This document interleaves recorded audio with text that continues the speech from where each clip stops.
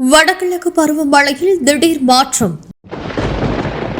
வடகிழக்கு பருவமழை அக்டோபர் 15 தொடங்கும் என கூறப்பட்டிருந்த நிலையில் ஒரே நாளில் 12 முதல் 20 சென்டிமீட்டர் வரை மழை பெய்யக்கூடும் என கூறியிருக்கிறது சென்னை வானிலை ஆய்வு மையம்.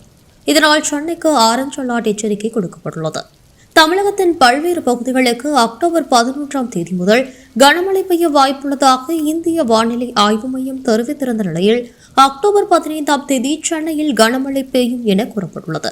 சென்னை மட்டுமல்லாது செங்கல்பட்டு, காஞ்சிபுரம், திருவள்ளூர், ராணிப்பேட்டை, வேலூர், விழுப்புரம், திருவண்ணாமலை, திருப்பத்தூர் மாவட்டங்களுக்கும் ஆரஞ்சு அலர்ட் கொடுக்கப்பட்டுள்ளது.